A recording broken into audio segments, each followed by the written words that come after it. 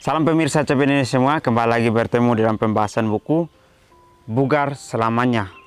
Bagaimana buku ini menunjukkan kepada kita jalan kesehatan yang menyeluruh melalui prinsip yang ada di Eden, di mana di sini diberikan beberapa poin. Yang pertama adalah perubahan pola hidup yang akan menambah umur dalam hidup Anda dan menambahkan semangat tahun-tahun Anda. Yang berikut, kekuatan harian untuk merangkul kebugaran fisik, mental, dan spiritual, memotivasi, inspirasi, dan dorongan. Kisah kemenangan dan wawasan menarik tentang manusia dan penciptanya. Jadi buku ini bagaimana menceritakan tentang kesehatan untuk pikiran kita, untuk fisik, mental, dan spiritual kita, yang menunjukkan kita bahwa perjalanan kesehatan kita harus sesuai dengan apa yang sudah Tuhan berikan di Eden.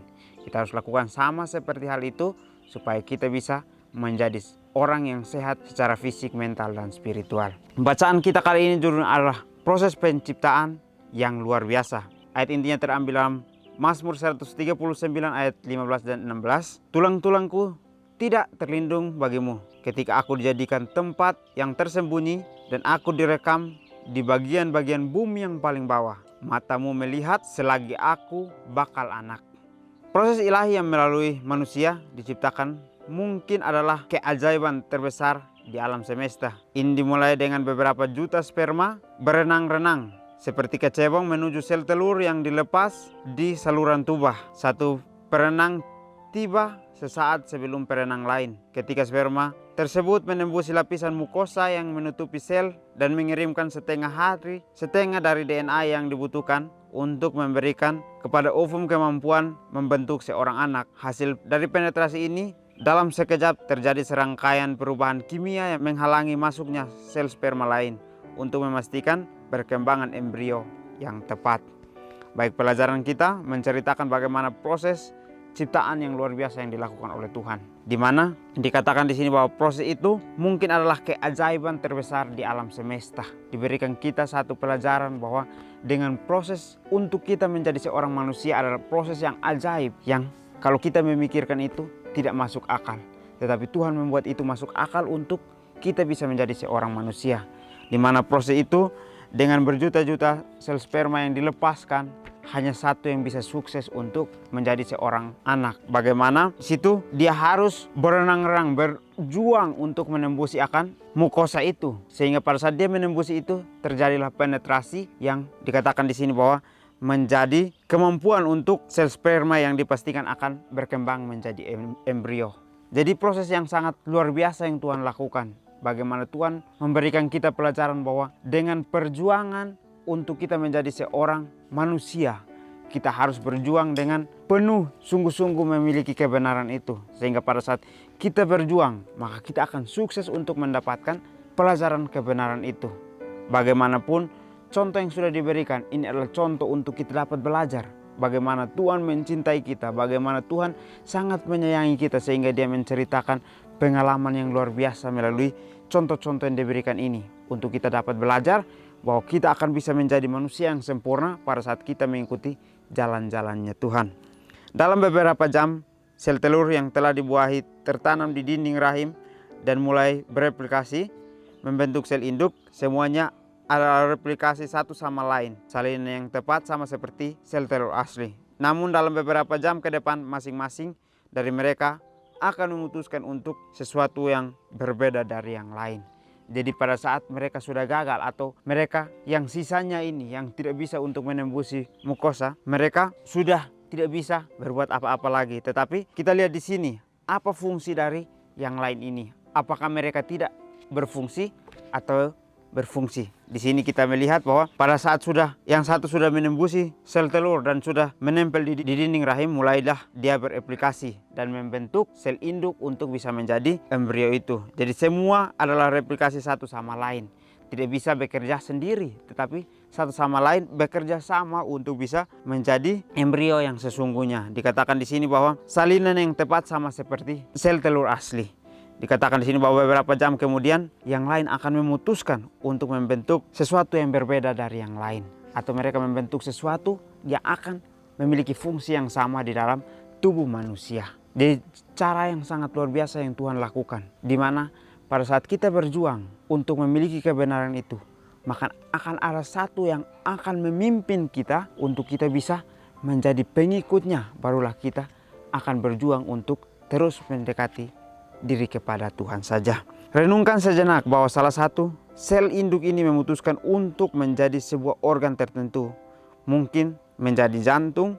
Selama beberapa jam itu kelihatan seperti terbagi secara acak. Tetapi ketika seorang mengamati lebih teliti seperti di bawah mikroskop, bentuk awal jantung muncul tepat di depan mata Anda. Sel-sel yang terus membelah membentuk otot, pembuluh darah, arteri dan vena, katup tendon yang terhubung ke katup otot, struktur jaringan saraf, semuanya dalam urutannya yang paling sempurna dan menakjubkan. Dalam waktu sekitar 2 minggu ada semacam kejutan jaringan otot di mana sekitar 3 minggu kemudian akan terdeteksi oleh dokter kandungan sebagai detak jantung bayi. Jantung itu belum memompa darah tetapi sudah berdetak. Baik, cerita yang sangat menarik. Dikatakan di sini bahwa pada saat kita merenungkan akan sel induk ini, kita akan melihat semuanya akan mulai terbentuk menjadi jantung, dan juga beberapa yang lain akan terbentuk secara acak melalui tempat yang mereka akan tempati.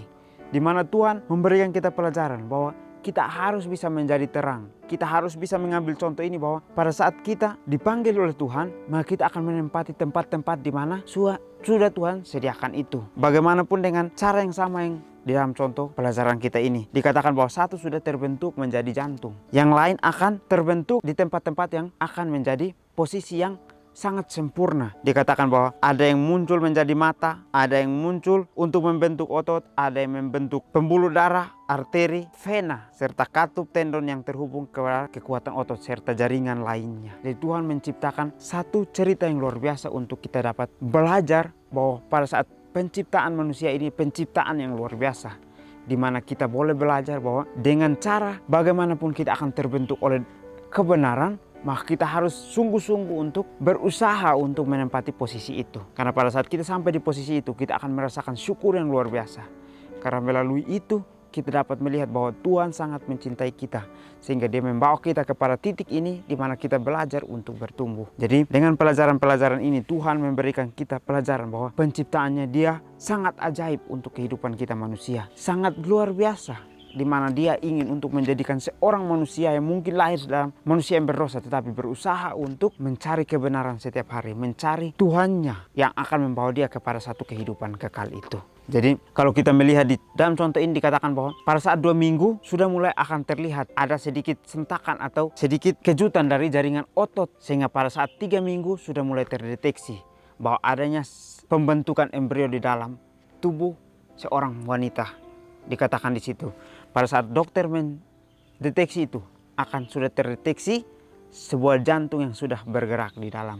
Inilah contoh dari proses terjadinya manusia di dalam kehidupan seorang ibu atau seorang perempuan, di mana contoh yang sangat menarik yang membuat kita untuk kembali lagi memikirkan bahwa proses kita dijadikan adalah proses yang sangat luar biasa, di mana kita adalah yang sukses kalau kita menjadi seorang bayi. Sel induk lainnya memutuskan bahwa mereka akan menjadi mata.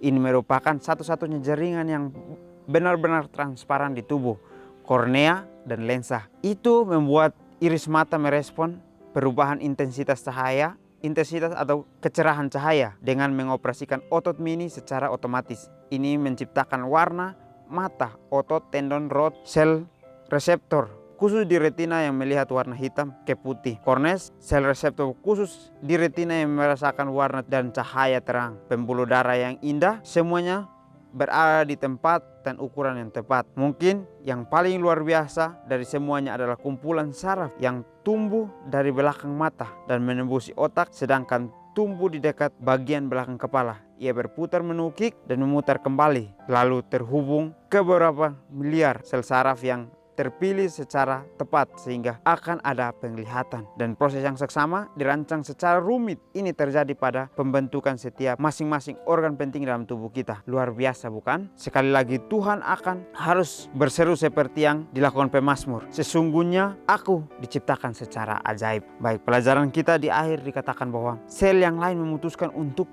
membentuk tempatnya masing-masing. Ada sel yang memutuskan bahwa mereka akan menjadi mata, di mana contoh yang transparan yang dilihatkan. Mata adalah proses yang sangat luar biasa. Di sini ada terbagi dua. Yang satu adalah sel rods, yaitu sel yang khusus untuk melihat warna putih dengan warna hitam. Kalau hanya terjadi satu, maka kita akan dikatakan di sini bahwa kita gagal di dalam pertumbuhan secara fisik manusiawi.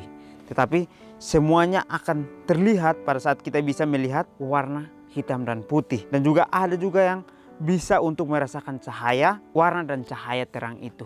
Jadi pada saat kita hanya melihat cahaya, kita tidak melihat terang, maka semuanya akan gelap. Tetapi pada saat kita melihat akan terang itu, tapi kita tidak bisa melihat warna, sama saja hidup kita berfungsi hanya untuk bisa mengetahui bahwa itu terang. Kita tidak tahu warnanya apa, kita tidak tahu apa dari keterangan itu, tapi kita hanya bisa melihatnya. Tetapi Tuhan menciptakan kita sangat luar biasa.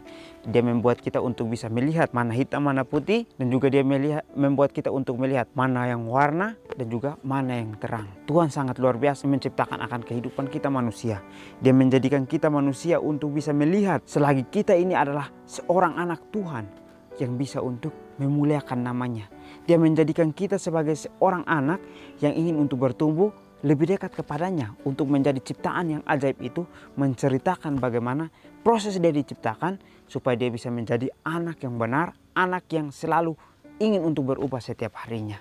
Jadi proses yang sangat luar biasa ini Tuhan menceritakan kepada kita bahwa cara-cara Tuhan itu sangat luar biasa. Kita tidak bisa memikirkan secara manusia. Pada saat kita memikirkan bahwa mata hanya adalah sisa-sisa yang terbentuk, tetapi kita lihat juga banyak sekali saraf-saraf yang terbentuk dari sejuta sperma yang sudah gagal itu. Mereka memutuskan untuk menjadi cara-caranya mereka untuk bisa membentuk manusia itu menjadi sempurna dalam melihat setiap apa yang sudah Tuhan jadikan ini. Boleh memberikan kita contoh bahwa kehidupan kita bergantung kepada Tuhan adalah proses yang sangat luar biasa. Dan proses penciptaan kita adalah proses yang ajaib yang Tuhan bawa kita untuk keluar dari seorang rahim perempuan atau ibu kita, yang membuat kita untuk menjadi manusia yang kuat, manusia yang ingin untuk belajar mencintai Tuhan setiap harinya, karena dia sudah diciptakan untuk keluar menjadi seorang pemenang di dalam kehidupan seorang manusia. Jadi mungkin ini saja pelajaran yang dapat saya bahas. Kiranya kita bertemu lagi di pertemuan selanjutnya. Kiranya Tuhan Yesus memberkati kita semua.